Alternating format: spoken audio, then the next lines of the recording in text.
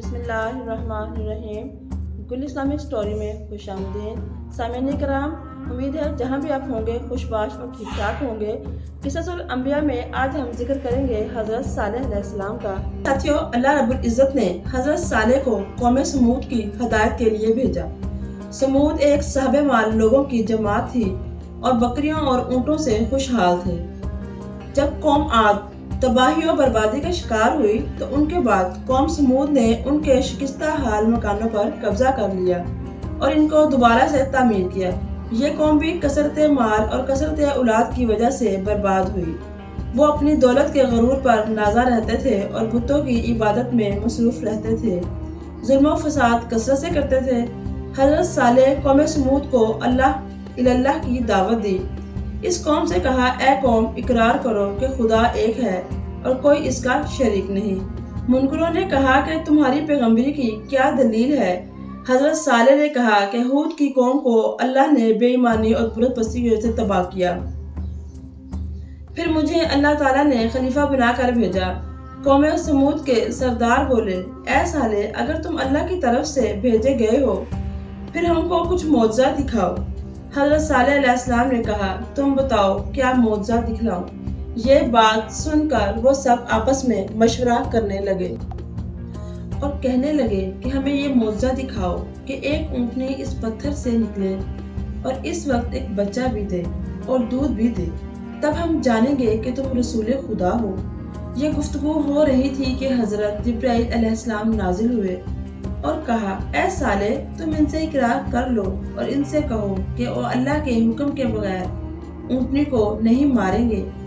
پھر حضرت صالح نے ان سے اقرار کر لیا اور اس اقرار کے بعد حق تعالیٰ کا حکم ہوا، اے صالح، تم اللہ سے دعا کرو اور قدرت کے نظارے دیکھو۔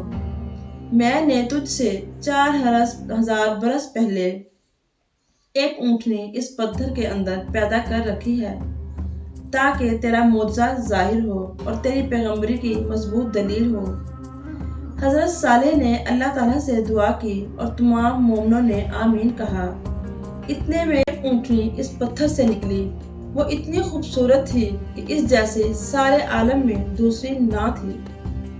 اس لمحے کے بعد اس نے ایک بچہ دیا اور اس کے پاس تازہ گھاس بھی نظر آئی جو اونٹنی نے کھائی تھی، اور خدا کے حکم سے ایک چشمہ اور چراگاہ پیدا ہو گئی۔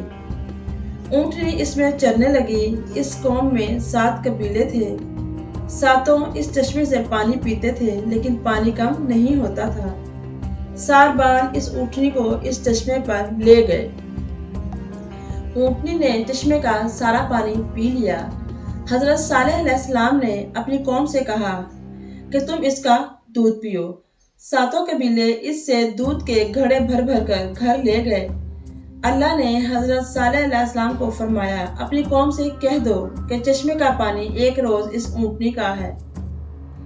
باری تعالیٰ نے فرمایا کہ اس ایک دن اونٹنی کے پانی پینے کی باری ہے اور دوسرے دن تمہاری، اور اس اونٹنی سے چھیڑ چھاڑ مت کرنا ورنہ ایک آفت تمہیں گھیر لے گی۔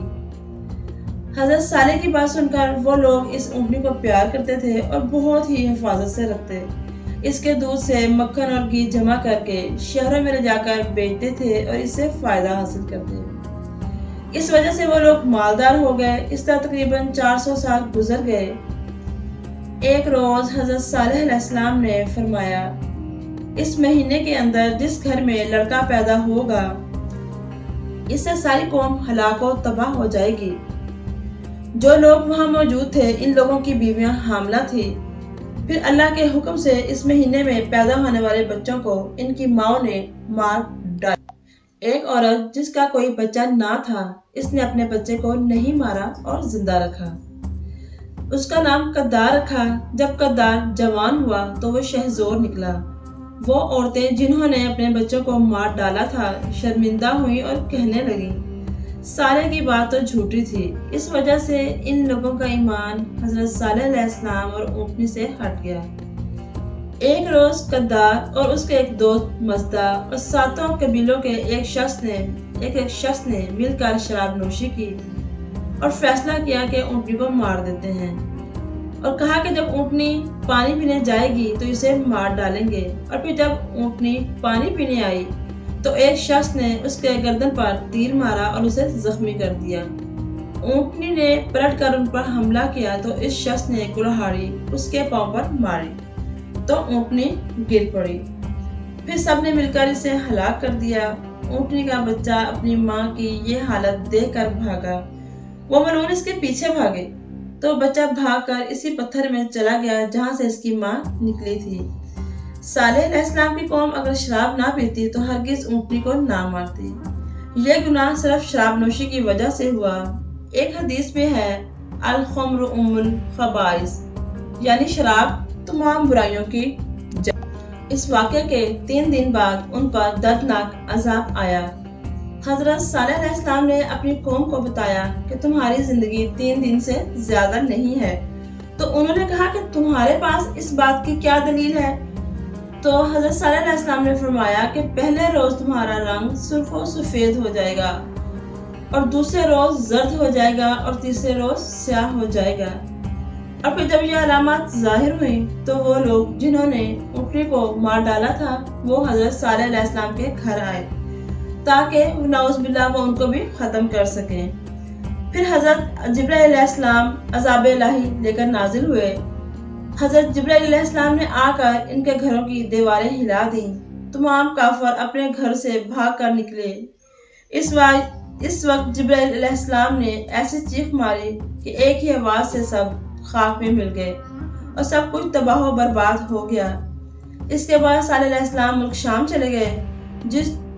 چلے گئے، وہاں جا کر سکونت اختیار کی اور کافی مدت کے بعد انتقال فرمایا اور جامع مسجد کے داہنی طرف مدفون ہوئے۔ سامعین کرام، آج کی ویڈیو یہیں تک۔ اگلی ویڈیو میں کسی نئے کہانی کے ساتھ حاضر ہوئیں گے۔ پسند آئے کمنٹ کیجیے، لائک کیجیے، شیئر کیجیے۔